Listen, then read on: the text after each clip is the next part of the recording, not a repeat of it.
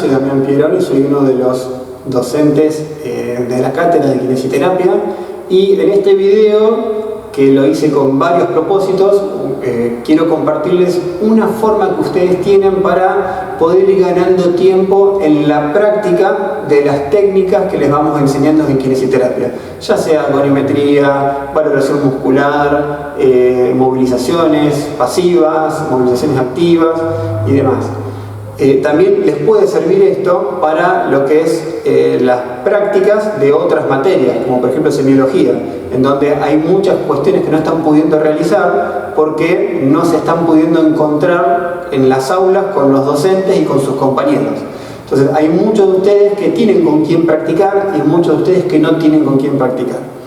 La práctica física, el realmente realizar el acto motor, es fundamental para que ustedes aprendan lo que estamos tratando de enseñar en kinesiterapia. Pero como hay muchos de ustedes que no lo pueden hacer, una de las prácticas que pueden utilizar, ¿sí?, es la práctica mental. La práctica mental tiene dos componentes, como hemos visto: la observación de la acción y la imaginería. Observación de la acción lo están haciendo cuando nosotros a través del Meet les estamos mostrando algunos movimientos en particular, o cuando sus compañeros grabaron un video y nos lo están mostrando en las clases, o bien cuando alguno de los compañeros que tiene alguien con quien hacerlo en vivo y en directo nos muestra en las clases virtuales cómo ejecuta en alguna de las mediciones o alguna de las movilizaciones, ¿sí? Y lo que es imaginería mental es una de las posibilidades que tenemos de realizar práctica en esta situación. De nuevo, no reemplaza la práctica física, pero es algo que está probado científicamente que funciona muy bien. Lo utilizo mucho con mis pacientes, sobre todo en mis pacientes cuando se fatigan, o en mis pacientes que tienen mucho compromiso motor, para que puedan pensar en los movimientos y de esa forma al menos los circuitos neuronales poder estar manteniéndolos conectados o generar nuevas conexiones. Y se usa mucho en deportistas de élite la imaginería como parte no solamente del aprendizaje de una destreza, sino sobre todo como preparatorio, como regulatorio para realizarlo antes de la actividad competitiva. En este caso creo que aplica muy bien a la situación de ustedes de tener que aprender técnicas, tener que aprender realizar aprendizajes que son procedurales, que son motores, ¿sí?, de una manera en particular. ¿Cuáles son las opciones diferentes que tengo de practicar? Bien. Dentro de las opciones que tengo para la práctica, tengo que considerar el tipo de práctica. Entonces yo puedo tener una práctica física o también una práctica mental. Bien. Dentro de lo que es la práctica física es cuando el paciente realmente ejecuta el acto motor, ¿sí?, de manera repetitiva de acuerdo a las posibilidades. Ahora, cuando pienso en práctica mental, son ensayos cognitivos que el paciente realiza sin realizar el acto motor.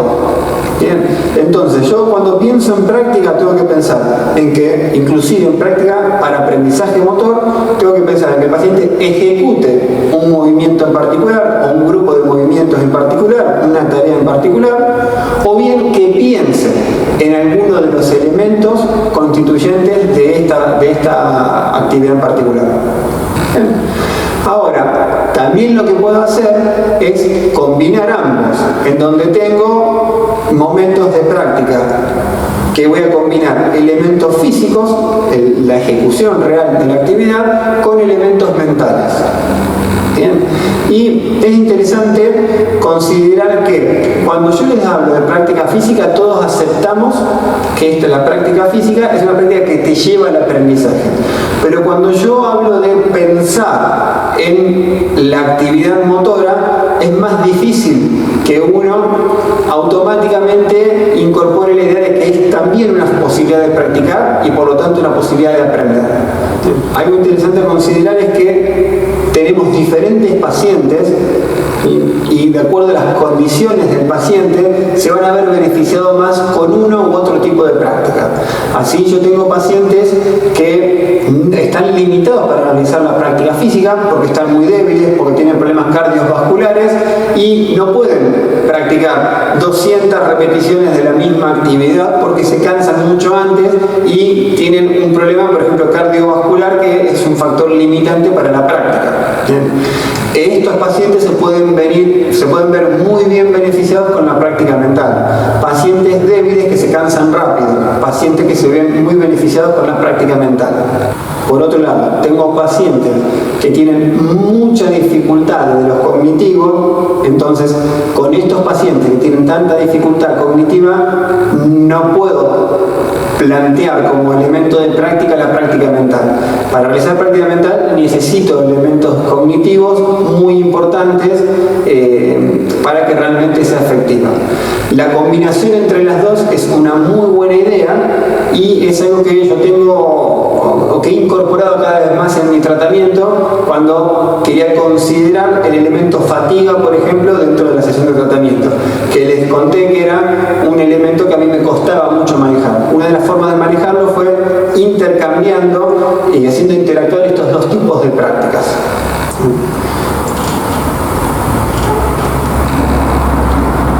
Cuando hablamos de práctica mental, hay diferentes formas de ver esto y diferentes formas de denominarlas y demás, pero a mí me gusta separarlo de esta forma: práctica mental versus ilusión. ¿Bien? Entonces, dentro de la práctica mental, las dos formas que más se utilizan, o que yo más utilizo, es la observación de la acción y la imaginería. ¿Bien? Dentro de lo que es observación de la acción, voy a considerar, por ejemplo, cuando nosotros filmamos al paciente y le mostramos un videíto de cómo él está desempeñando la actividad. O bien, cuando le mostramos un videíto de cómo debería realizar la actividad. Uno de los elementos que utilizamos en la observación de la acción, cuando estamos mostrándole al paciente, haciéndole de modelo de lo que tendría que, de cuál es la conducta motora que esperamos de ellos, ¿sí? Es una forma de observación de la acción. Es una forma de incorporar los conceptos básicos del requisito motor, pero sobre todo es un muy buen medio para cuando el paciente ya ha aprendido las nociones básicas de la actividad y lo que quiere es refinar lo que está realizando. Entonces, observación de la acción es un muy buen recurso para tener en cuenta. El otro recurso para tener en cuenta dentro de las prácticas mentales es la imaginería. En la imaginería yo lo que hago es hacer de cuenta que estoy realizando el movimiento. ¿Bien? Entonces, tiene diferentes componentes. El componente más importante, uno de los más importantes, es la visualización. ¿Sí? Visualizo ciertos elementos de la actividad y me visualizo realizando la actividad. Y lo que es la ilusión visual es cuando nosotros buscamos engañar al cerebro, cuando nosotros buscamos hacerle creer que algo está sucediendo de manera distinta a lo que realmente está pasando en el ambiente terapéutico. Considerando la observación de la acción, hay sustrato fisiológico que da soporte a la idea de utilizar este elemento dentro de la práctica, tanto terapéutica como de adquisición de destrezas motoras. Venimos conectados estructuralmente para poder imitar. Tenemos neuronas que se llaman neuronas en espejos, las cuales se activan cuando nosotros observamos a otra persona realizar un acto motor, un gesto motor. Es interesante cómo se descubrieron estas neuronas. Se estaba haciendo investigación, utilizaban macacos, en donde la actividad implicaba recibir como premio una banana cuando el mono hacía lo que tenía que hacer en esa investigación. Mientras tanto estaban monitoreando la activación cerebral. En un corte que se hizo, en un receso que se hizo en la actividad, uno de los investigadores se puso, ¿sí?, a comer una banana. Y lo que veían es que se registraba actividad en el monito como si fuese él el que estaba comiendo la banana. Bien, entonces se pusieron a investigar más en esto y encontraron lo que denominó Rizzolatti y sus colaboradores neuronas en espejo. Cuando yo veo a alguien realizar una actividad motora, tengo neuronas que están ahí activas con intenciones de imitarlas. ¿Por qué no vamos todos imitando la actividad motora de otra persona? Porque también tenemos neuronas que se encargan de inhibir esta ejecución motora. Ahora, cuando nosotros somos niños, ¿sí?, tenemos menos inhibición, tenemos menos capacidad de regularnos, de inhibirnos, por lo tanto respondemos muchísimo a lo que vemos. Es por eso que si nosotros rememoramos algún momento en el cual le estamos dando de comer a un bebé, por ejemplo, ¿sí?, es muy común que nosotros utilicemos mucha gestualidad para poder comunicarnos con el bebé. Entonces, si queremos darle la cucharita con alimento, es muy común que nosotros estemos abriendo la boca cuando le estamos acercando la cuchara al niño, ¿sí? ¿Por qué? Porque intuitivamente sabemos que eso lo ayuda al bebé a abrir la boca. El bebé tiene mucha tendencia a copiar los gestos motores faciales de la persona que lo está cuidando en ese momento, de la persona con la cual está interactuando. Cuando vamos creciendo empezamos a inhibir mucho de esta imitación automática que tenemos, por lo tanto es que empezamos a tener particularidades diferentes de nuestros movimientos.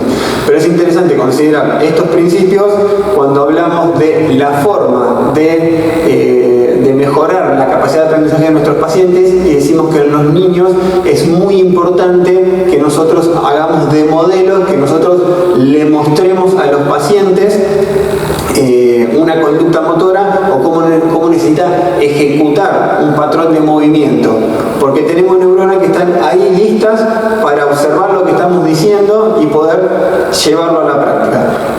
En un adulto, el comando verbal cobra mucho más valor, la información del punto de vista de memoria declarativa cobra mucho más importancia, pero en el niño tenemos este recurso muy importante. Los niños aprenden más de lo que les mostramos, de lo que ven y sobre todo de lo que ven en otro niño. Los niños aprenden más de otros niños que de adultos. ¿Bien? Al menos eso es lo que dice la investigación. Entonces, acá tenemos una base desde la cual pensar en la observación de la acción y la utilización de videos dentro de nuestra práctica diaria.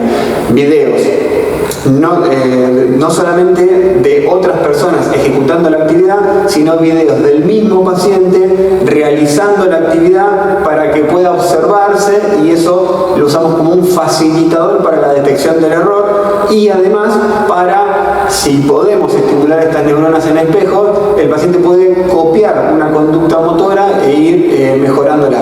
Si la realizó bien en el video, esa es la imagen que vamos a utilizar. Si el paciente no realizó bien el desempeño motor mientras nosotros lo estábamos filmando, vamos a usar esa imagen pero para la detección del error. En pacientes que tienen mucha dificultad para crear patrones de movimientos correctos, utilizamos filmaciones de una persona realizando la actividad y lo ponemos al paciente a observar esa actividad en particular. Cuando hablamos de imaginería y en términos de utilizarla como práctica, tenemos que considerar diferentes aspectos. Lo primero, lo más importante dentro de la imaginería es la visualización.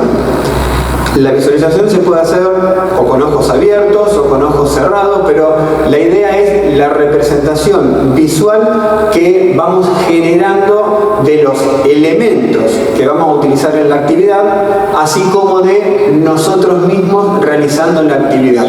¿Bien? Entonces, tiene diferentes etapas la visualización.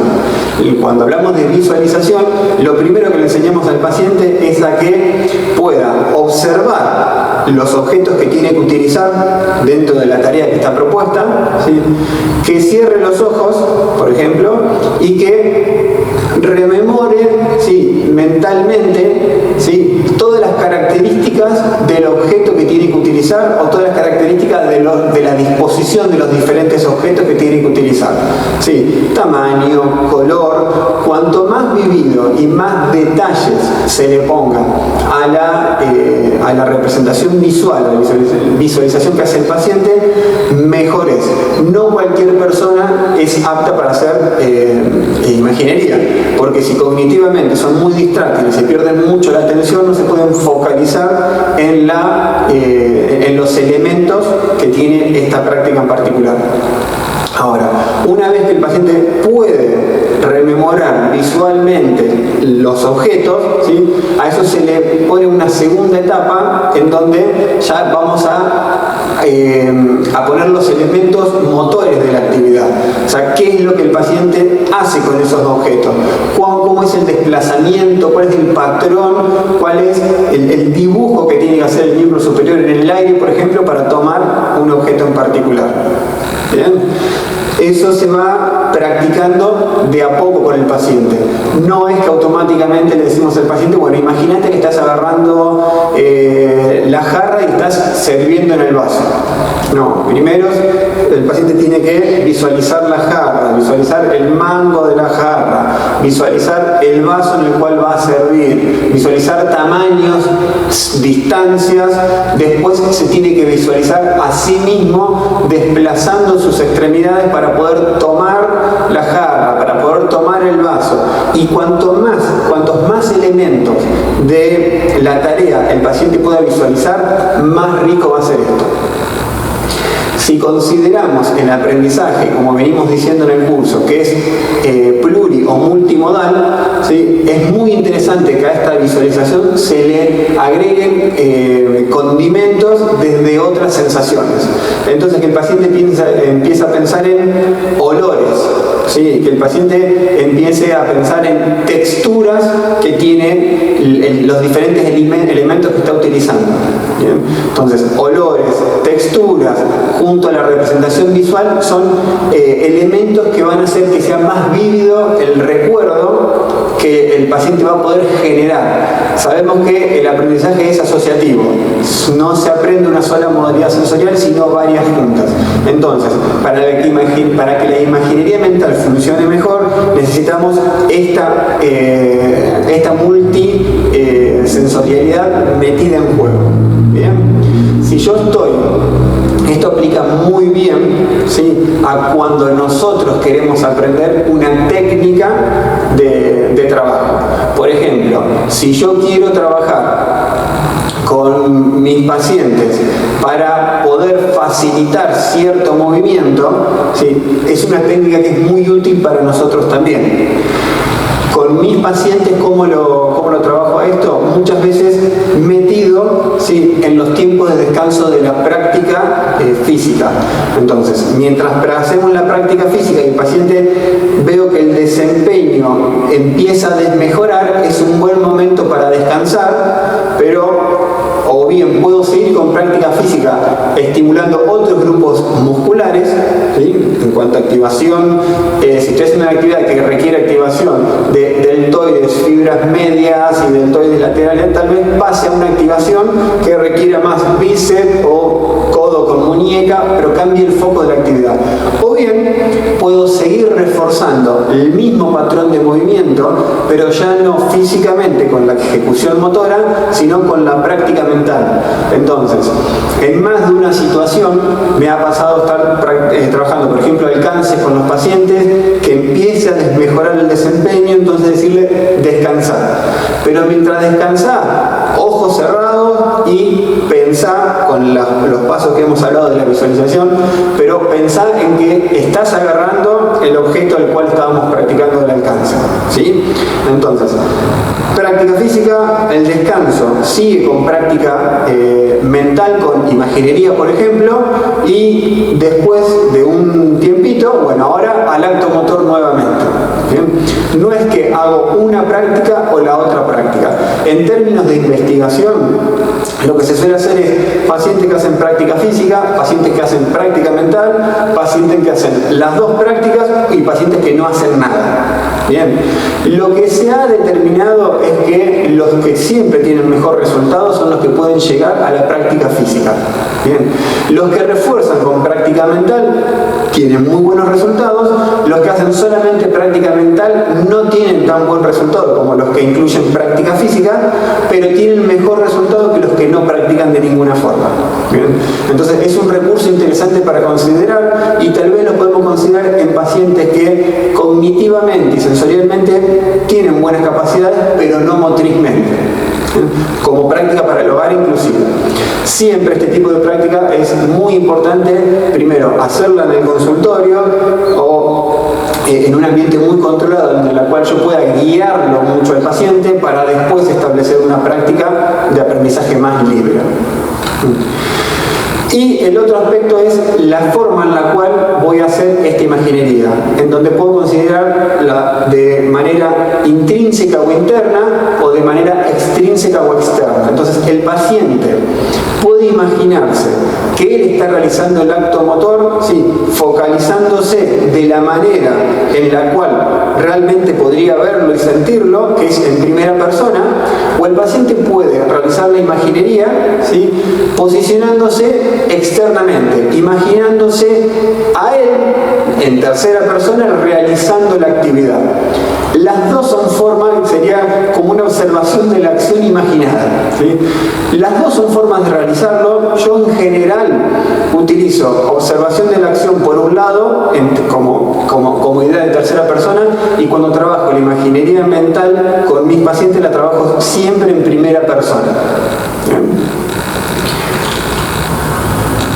Ideas para darle sustento a la imaginería más allá de los trabajos de investigación que nos pueden dar fundamento para pensar en que la imaginería funciona, ¿sí? Y a ver, si yo considero los diferentes estadios o las diferentes etapas del aprendizaje motor, dentro de ese aprendizaje motor hay etapas en las cuales el trabajo cognitivo, el hablarse a sí mismo, de forma declarativa, pensar en el movimiento, está muy implícito dentro del aprendizaje. Entonces, que yo utilice mi cognición para aprender es algo que está dentro del aprendizaje de manera normal y natural. Lo que estamos haciendo con la imaginería mental es estructurándolo en la práctica, llevando a otro nivel lo que solemos hacer naturalmente.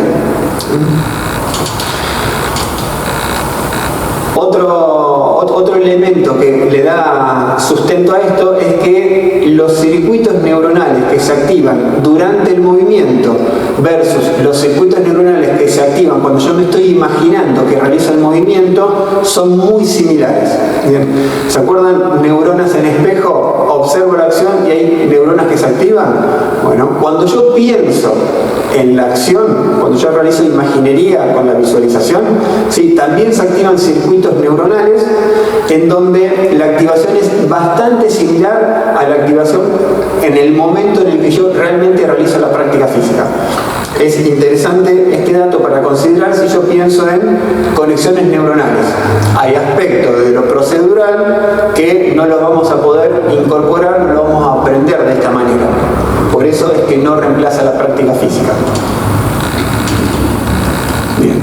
Otra forma de justificar esto que es interesante es que cuando yo pienso, sí, que estoy realizando una actividad, bien, y si paralelamente a esto se sensa electromiográficamente a los músculos que intervienen en esa actividad, hay activación eléctrica.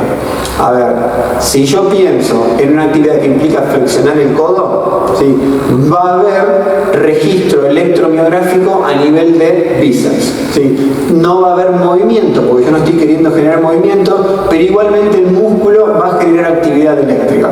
Esto es un dato muy interesante, muy importante cuando tenemos pacientes que no tienen buena salida motora, pero que puede llegar a ser un recurso para considerar, ¿sí? Nosotros en ICAR hemos tenido nuestra experiencia con José Mirovich, que es una bioingeniera que había desarrollado un electromiógrafo de superficie y lo estuvimos probando un tiempo, en donde con nuestros pacientes justamente lo que hicimos fue objetivar esto que habíamos leído, ¿sí? Entonces este es el caso de un paciente con ACV, en donde en este momento, en esta imagen, ustedes lo están viendo que está realizando la actividad. Entonces lo que fuimos es comparando, ¿sí?, el paciente pensando pensando en que realizaba la actividad y qué actividad electromiográfica había, ¿sí? El paciente preterapia, cuál era la actividad miográfica que había, y el paciente post-terapia, qué actividad electromiográfica había. Claramente, ¿sí? Había mucha, bueno, era menor la actividad miográfica, ¿sí? Cuando él pensaba, pero existía, ¿sí? Como decía el trabajo de investigación que habíamos leído. Ahora, lo que nos gustó mucho de esta experiencia es que previo a la sesión de tratamiento y post sesión de activación del bíceps en particular, ¿sí? Se registra una mejor activación, una mayor activación post terapia. Entonces también nos sirvió para poder justificar que el tratamiento que estábamos haciendo en ese paciente en particular estaba funcionando. ¿Cuál es una de las grandes dificultades acá? Es cuando el paciente tiene espasticidad o genera hipertonía compensatoria, ¿cómo la discriminás a esa actividad electromiográfica de la actividad electromiográfica por control voluntario del paciente del movimiento? Pero sabemos, para este punto lo que nos interesa es que pensar en el movimiento genera actividad eléctrica en el músculo. Ahora, ¿qué pasa cuando mezclamos un poquito las cosas? En esta imagen vemos qué pasa cuando solamente hacemos observación de la acción versus cuando hacemos observación de la acción más imaginería mental. Cuando yo observo cómo otra persona realiza la actividad versus cuando yo observo a otra persona realizando la actividad y imagino que soy yo quien la está haciendo. Bien, es poner en conjunto las dos situaciones. Entonces, dentro de lo que es el mapeo de activación, vemos que hay más activación, inclusive se activa el cerebelo, que dijimos que es clave para el aprendizaje cuando yo estoy haciendo imaginería mental junto con observación de la acción. Pero si yo solamente estoy observando la acción, no hay actividad a nivel del cerebelo. Entonces, es muy interesante este trabajo de investigación para darle más fuerza a esta idea que tenemos de que la imaginería mental es una muy buena idea para la práctica. Entonces, podemos practicar, por ejemplo, ¿sí? Lo que sería la movilización pasiva analítica simple para la articulación glenohumeral en el hombro. Entonces, lo primero que haríamos nosotros es cerrar los ojos y focalizarnos en los objetos, nuestro paciente. Entonces, ustedes ahora lo que podrían hacer es cerrar los ojos y pensar en que tienen un paciente adelante de ustedes. Ahora, ¿pensaron si ese paciente estaba sentado o parado? ¿Pensaron a qué altura de ustedes, en relación a ustedes, está el hombro del paciente? ¿Pensaron si ustedes están más a posterior del paciente, si ustedes están más de lateral al paciente, si están a medio camino entre lateral y a posterior del paciente? ¿Sí? Quienes no lo están practicando y que solamente están mirando el video, no les va a servir esto. Así que cierren los ojos y vayan siguiendo las indicaciones conmigo. Paciente adelante. Bien. Ahora piensen si está sentado, si está parado. Dentro de kinesiterapia lo que les enseñamos era que el paciente estaba sentado delante de ustedes y ustedes estaban ubicados detrás del paciente y un poco en el lateral. Bien. Entonces tienen la posición del paciente y tienen su posición. Ahora, al paciente se le imaginaron hombre o mujer, niño o adulto, adulto mayor, ¿sí? Se imaginaron qué ropa tiene puesta, se imaginaron qué remera tiene puesta, se imaginaron de qué color es, ¿sí? Se imaginaron un olor que tiene esta persona, ¿sí? Bueno, eso sería el segundo paso, me estoy adelantando. Entonces, ¿se imaginaron toda la contextura del paciente? ¿Es un hombro grande? ¿Es un hombro más chiquitito? ¿Hay grupos musculares grandes? ¿Hay un deltoides grande? ¿O hay un deltoides que está muy disminuido en tamaño? ¿Hay debilidad? ¿Hay fortaleza? ¿Qué se están imaginando? ¿Una clavícula que es muy evidente? ¿Una clavícula que es menos evidente? ¿Una apófisis, una espina de la escápula que es más o menos prominente? ¿Por qué me tengo que imaginar en todo esto? Porque cuanto más vivido sea la imagen, ¿sí? más se va a convencer mi cerebro de que tiene que activarse y más voy a engañar a mi cerebro para que aprenda. ¿Bien? Entonces, la indicación era 4 dedos sobre la clavícula y el pulgar sobre la espina. Bien. Entonces, ahora me imagino, no realizo acto motor, me imagino que estoy posicionándome de manera correcta para estabilizar al paciente. Ahora, el muñón del hombro, ¿estaba hacia adelante en antepulsión? ¿Estaba hacia atrás? ¿En qué posición estaba ese muñón del hombro? Porque si estaba hacia adelante, ¿sí?, cuando tomo para estabilizar, ya puedo aprovechar para alinear el hombro a la posición indicada.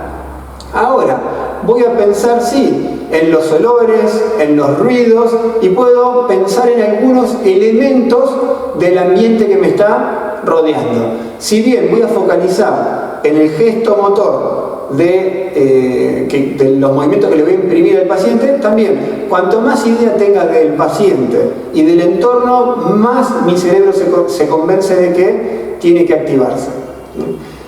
Así sucesivamente voy a ir pensando en las diferentes partes del cuerpo del paciente, sobre todo en las diferentes partes del cuerpo en las cuales yo tengo que entrar en contacto. Un segundo paso en esta visualización sería visualizarme realizando el movimiento. Esta visualización a mí me resulta mucho más interesante hacerla en primera persona. O sea, desde donde mis ojos pueden ver, esa sensación es la que me interesa desde lo visual. No me interesa verme realizando la actividad, sino las partes del cuerpo que naturalmente vería mientras las hago. Entonces, si yo miro hacia abajo, me veo el pecho, me veo la panza, veo mis pies, veo mis manos, ¿sí? No me interesa plantarme desde afuera a observarme a mí haciendo la actividad. ¿Bien? Entonces, ahí se van a sumar otros componentes. La toma que realizaba en el antebrazo del paciente, que juntaba también la muñeca, cómo usaba los dedos. Tenía que tomar en bandeja, extendía 2 dedos, la muñeca del paciente se cae o no, el antebrazo del paciente qué tan largo es, ¿sí? Pensar en cuánto pesa el miembro superior del paciente. ¿El paciente lo suelta, lo relaja para que yo pueda acomodarlo bien, o el paciente tiene tensión mientras lo realiza? Son un montón de elementos que ustedes ya han practicado, ya han conocido cuando hacían kinesiterapia, solamente que ahora yo los estoy rememorando, los estoy llevando a que ustedes piensen e imaginen que están realizando esa actividad en particular. La imaginería mental, como les comenté antes, funciona, es un recurso que yo utilizo muchísimo con mis pacientes, y creo que es un recurso que, bueno, se utiliza muchísimo en deporte, ¿bien?, y sobre todo en deporte de élite, y es un recurso que creo que es muy importante para que ustedes aprovechen y utilicen durante lo que dura esta cuarentena. ¿Por qué? Porque la práctica física en la mayoría de los casos no la van a poder realizar. Entonces, tomen los diferentes libros, las diferentes pruebas que aprendieron a realizar, las diferentes movilizaciones que aprendieron a realizar, léanlas, ¿sí?, y pónganse en situación de imaginarse que la están realizando. Y les recuerdo esto, cuanto más vividos sean los recuerdos, que ustedes, no van a ser recuerdos en gran medida, pero cuanto más vivido sea lo que ustedes imaginen, ¿sí?, más áreas del cerebro van a estar activándose. Cuanto más áreas del cerebro se estén activando, más capacidad de asociar diferentes informaciones vamos a tener. Por lo tanto, como el aprendizaje se da de manera asociativa, se da involucrando diferentes partes del cerebro, y cuantas más partes se involucren, mejor, más afianzado va a estar el aprendizaje, ustedes van a poder incorporar técnicas de manera virtual, de manera en la cual lo pueden hacer hoy por hoy, que es sin estar tocando al paciente. Les cuento que para este año el plantearles esto como posibilidad de práctica estaba dentro de lo que teníamos pensado realizar, solo que nuestra idea principal era que ustedes empiecen con los prácticos, nosotros les empecemos a mostrar algunas cosas e introducirle esta idea de imaginería mental, de práctica mental, para que ustedes practiquen en su casa, además de practicar físicamente para los que no podían. Esto surge del trabajo de carrera docente, mi trabajo final de carrera docente, en la cual ¿sí? Mezclé ideas que yo utilizo en terapia con los pacientes, ¿sí? En los cuales yo trabajo para que aprendan destrezas motoras, ¿sí? Con lo que hacía todos los días en la universidad, en docencia de ustedes.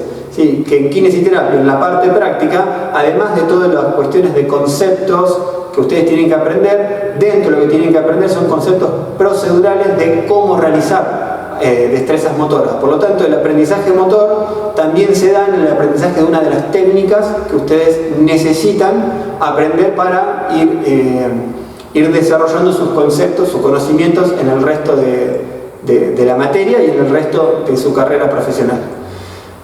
Así que bueno, espero que les sirva, espero que aporte como forma extra de practicar. Lo estamos proponiendo ahora después de mitad de año, lo estamos proponiendo no de la forma que nos hubiese gustado hacerlo, pero como ya hemos arrancado con los MIT hace un tiempo y vemos que van bien lo que es la observación de la acción y lo que ustedes están pudiendo hacer, creo que aplica muy bien que ustedes empiecen a incorporar este concepto, que les va a servir no solamente para kinesiterapia, sino para cualquier otra materia que ustedes vayan aprendiendo, ¿sí? Cuestiones prácticas en el resto de la carrera. Y para que lo tengan en cuenta y lo consideren como un recurso más para el trabajo con sus pacientes en el futuro. Saludos y espero que nos veamos lo antes posible en las aulas.